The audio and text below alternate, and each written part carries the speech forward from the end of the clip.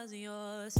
I'm going back, I'm going back, I'm going back, I'm going back, I'm going back to who I was before.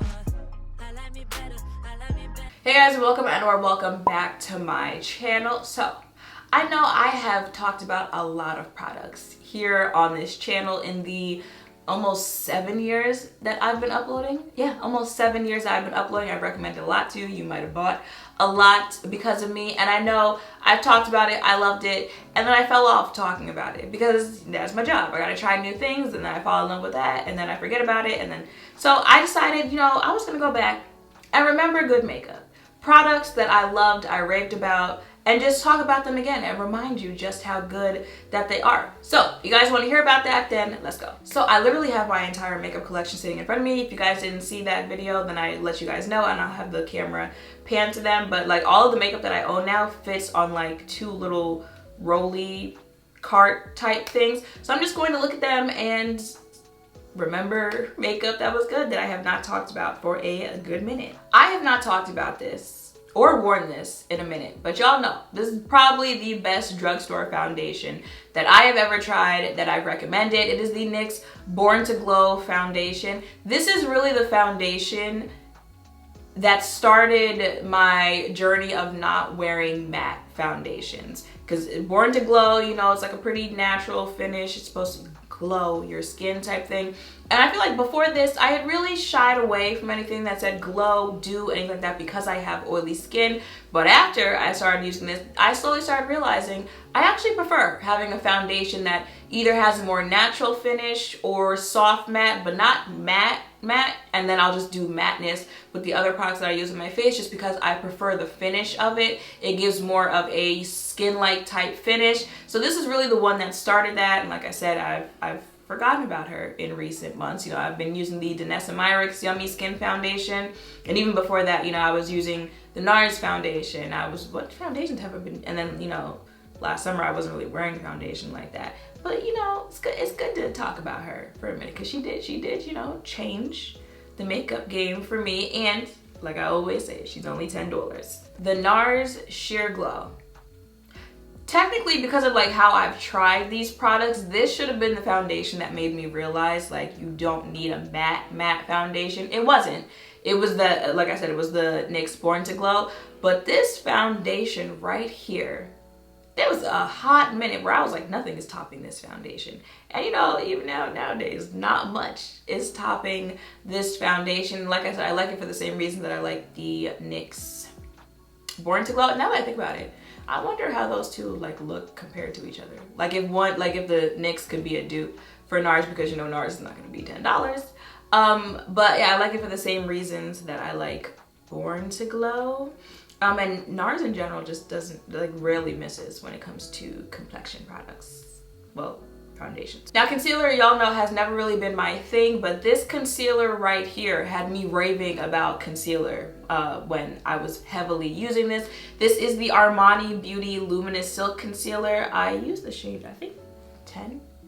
I have a couple shades on. I picked up 8.75. I'm not sure if this is the one that I actually use. And I just love how this concealer looks on the face. Again, definitely more like if you're going for fresh face and, you know, that glow from within type thing. Not so much, you know, you use concealer for the coverage, conceal, you know, that part of it. I wouldn't really say like this is one you should probably run and go get. But again, if you do like the simple like throw on and go, or you're more about the finish of your face as opposed to the coverage on your face, this one I was picking her up for a good minute. Probably one I would wear more with a soft matte foundation as opposed to natural finish. Again, just because I do still have oily skin, so I gotta take that into consideration when I'm the products I'm combining on my face so that the makeup holds up on my face. But this one right here, yeah. Do y'all remember this palette? This is one of the best influencer collabs that I've purchased. Did I purchase this? Yes, I did. With this? No, did I purchase this? I purchased this. It's been a long minute. And also like one of the most slept on influencer collabs out there. This is the Tropical Twilight Tammy Makeup by Tammy and Makeup Revolution collaboration. This is what the inside looks like. She was well used, okay? I love the formula of this palette. Y'all know, again, it's been a minute since I've worn eyeshadow, but the type of rich, creamy-like, I've even forgotten the name of the type of eyeshadow. Foiled eyeshadow, my favorite. Again, pigmented, but it's made by a black woman, so you know she was gonna hold it down. Absolutely loved this palette. Another reason why out of the eyeshadow palettes that I've decluttered, the ones that I've kept, this is one that I kept. Another palette that was getting me through those days when I was actually wearing eyeshadow, the OPV Rainbow Splash palette. Again, you know, she's gotten her use. You know, definitely more for my colorful eyeshadow wearers. I have not worn eyeshadow in general, so I certainly haven't worn colorful eyeshadow, but if you do still use colorful eyeshadow, again, pigmented, blends well, a palette that plays well with other eyeshadows. Memories, especially during Halloween season. I saw a TikTok the other day where this girl was like, makeup that I'm embarrassed that I still have. And she held up this palette and I was like, embarrassed? Girl, I still have that. It's not going anywhere. Look, as long as I open it, ain't nothing crawled back out at me. That means it's still safe for me to use. Okay, I don't care what y'all say. So I still have the Jackie Aina palette. This palette was a moment. Okay, Miss Ma'am changed the game when she dropped this, and she certainly changed the game for Anastasia Beverly Hills because they haven't put out a palette as good ever since. But again, you see the colors, you see the richness, you see the pigments. A moment. And like I said, she ain't going nowhere. She ain't going nowhere. Y'all remember this right here, the Tatcha Silk Canvas Primer. When this dropped, that was a moment, okay? I feel like this was either like a you loved it or you hated it. There wasn't any in between on this one. I loved it. I still love this product. I definitely, again, still believe that it gives you that type of like flawless canvas for the makeup you're going to apply on top of it. Now, you know, I do have to use it in combination with other things to keep my face matte, especially if I'm going to not wear a mattifying type of foundation because I have oily skin. But like the finish, how makeup looks on top of this, again, sometimes you're more worried about coverage, sometimes you're more worried about the finish, sometimes you're more worried about how the makeup is going to hold up. This one, I feel like if you're more worried about how the makeup is going to look on top of it, the finish, absolutely. Do y'all remember Prime Beauty? I feel like, especially around that time, you know, it was around the time brands were getting canceled for not being inclusive. People were saying, you know, we want more than just foundation. Prime Beauty came out and they gave us these bronzers. And you know what? You still held it down before it was trendy to be inclusive, okay? Gave us these bronzers. I have this one, which is Brownsville, and the other one, it's like chocolate something. Chocolate Liddy. That looks like this. Prime Beauty. Another one, do y'all remember Vesca Beauty? They came out with like a whole bronzer line. Don't judge the packaging. The bronzers look like this. On the inside, nice powder bronzers. I feel like nowadays we've got like the Charlotte Tilbury bronzer, which look how big this thing is. And the One Size bronzer palette. Alright, I haven't used these in a while because I've been using the Rare Beauty liquid blushes. I've been using liquid blushes whenever I do my makeup recently. But y'all know, these Laura Mercier blush color infusion, especially grapefruit. What am I saying? Bruh, I need a nap. Grapefruit. Y'all know this held me down, okay? Absolutely love this. If you are looking for good powder blushes, the colors that they have, and they even have, you know, like colors to choose from for someone my complexion. Absolutely. I think she just came out with blushes, like newer blushes. I think, I don't know, don't quote me, but I could have sworn I saw them. Once again, talking about getting deeper complexions through it back in the day, Black Radiance, their True Complexion Contour Palette. Back in the day, I'm talking like Maybelline Fit Me, L'Oreal True Match days, those days of the beauty community online, this was the friend that we could call on, okay? So, Black Radiance. The Milani Translucent Powder. I'm pretty sure like back in the day I did a video where I was like comparing this to the Laura medium deep translucent, I believe so, and I think I liked this one better. Absolutely, this powder back in the day got me through those days as far as how it wears, how it looks on the face, and of course because it's Milani, so it's going to be affordable.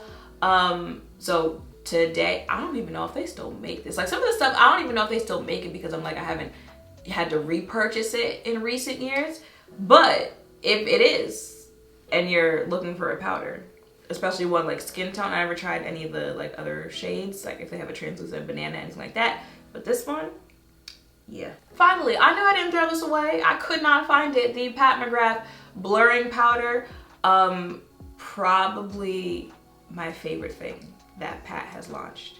I'm trying to think of the favorite thing that she has launched. This blurring powder on the under eye, now that I found it, absolutely positively going back to using this because she did what she needed to. It's small, but it's powerful. Do you guys remember when, oh yeah, she's done. When I was hyping this thing up, this is the Hard Candy Hydrating Primer Mist, and the way that I spoke about this is the product that you use in between layering your face to really melt your face together. I don't know if you guys have heard people say this, but the Charlotte Tilbury is another setting spray that like melts everything together. This walked, so Charlotte Tilbury could run. This is going to melt your face together, and it's hard candy, so it's going to be affordable. Okay, but I just kind of stopped doing that step in my makeup, which is why I stopped picking it up. But a setting spray specifically for that purpose, because I know some people use Fix Plus, some people use Charlotte. If you're looking for an affordable option, Hard Candy. It's not going to be easy to find, because even when I bought it back then, it was not easy to find. Probably also why I haven't thrown it away, but like, do you get that? Okay, and I feel like setting spray is also kind of something that back in the day I was kind of like you know, like, do you need it, do you not need it? This is one that made me feel like I need it. It's the Dermablend Power Setter 2-in-1 Set and Refresh Makeup Setting Spray. This is definitely going to hold your face together all day, and like someone like me, like keep the oil at bay as well. Loved this setting spray. Why did I stop using it? Because usually I can remember like what product came next that made me like fall back. Maybe it was the Charlotte setting spray. I don't remember. I would spray my face right now, but I'm in the middle of filming a wear test, so I can't, you know, manipulate my face. But now that I've remembered it again, I'm gonna incorporate a lot of the stuff that I talked about in today's video. And yeah, y'all, that's a quick recap, just looking, you know, quick glances at my makeup collection of products that were really good that I forgot about and giving them a little moment of shine. If you know that I own something and you didn't see me talk about it, it's probably because I still use it, I still talk about it. And if not that, then I'm like, my eyes are just missing it. And I also don't want this video to be too long. So let me know if I reminded you of anything that you might own, anything that you've tried before that you loved. Let me know down below, even if it wasn't shown in this video, if this video made you think of something that you love, talk about that in the comments down below. Make sure to thumbs up, comment, subscribe, turn notification bells down below. Thank you all for watching. I'll see you in the next one. Bye.